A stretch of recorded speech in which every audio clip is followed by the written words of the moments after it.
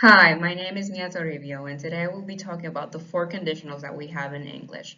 I hope this video results to be very helpful and that you are able to enjoy it.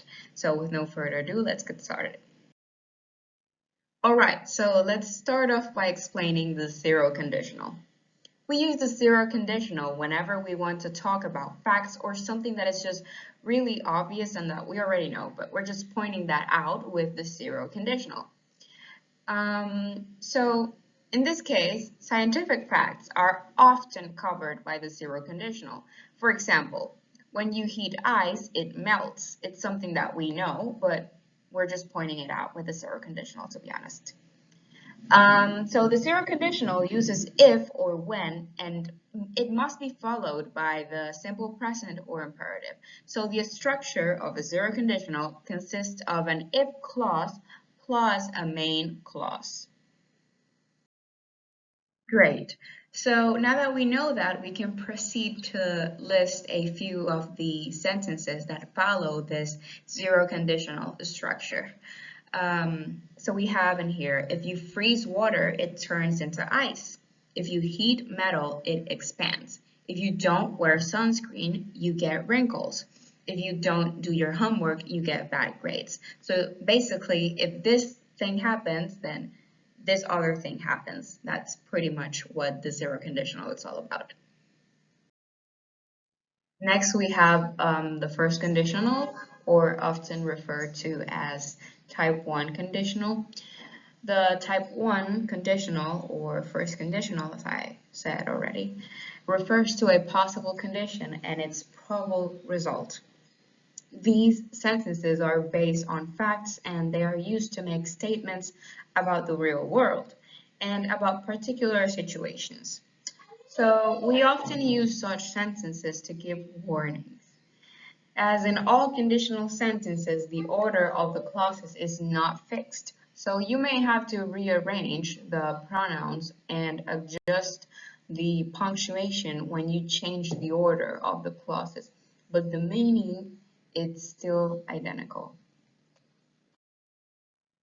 A few examples of this are, if it rains, you will get wet. If Sally is late again, I will be mad. If you drop that glass, it might break. I may finish that letter if I have time. And if you don't hurry, you will miss the bus. Something that's really important to point out about the first conditional, which I didn't point out earlier in the video, is that in these type of conditional sentences, you can also use modals in the main clause instead of the future tense to express the degree of certainty, permission, or a recommendation about the outcome. Second conditional. In a type 2 conditional sentence, the tense in the if clause is the simple past, and the tense in the main clause is the present conditional or the present continuous conditional. In type 2 conditional sentences, the time is now or any time, and the situation is hypothetical. The basic structure of this basically consists of if plus the simple past and the present conditional or the present continuous conditional. It's also important to point out that unlike in the zero conditional and the first conditional, the type 2 conditional refers to an unlikely or hypothetical condition and its probable result. These sentences are not based on an actual situation.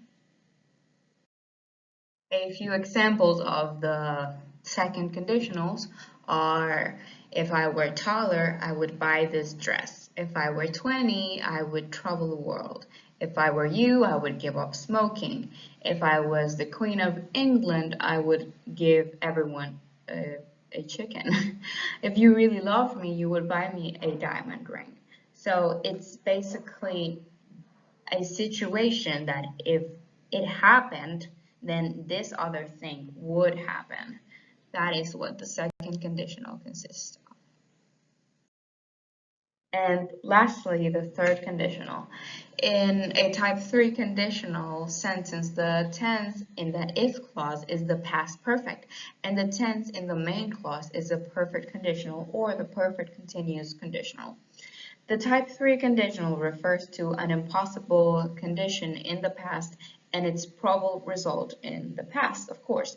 These sentences are truly hypothetical and unreal because it is now too late for the condition or its result to even exist. The basic structure of this basically consists of an if plus the past perfect and the perfect conditional or perfect continuous conditional. There is always some implication of regret with type 3 conditional sentences.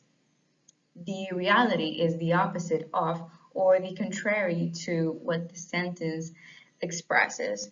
In type 3 conditional sentences, the time is in the past and the situation is completely hypothetical. Some examples of the third conditionals are the following. If I had known you were in the hospital, I would have visited you.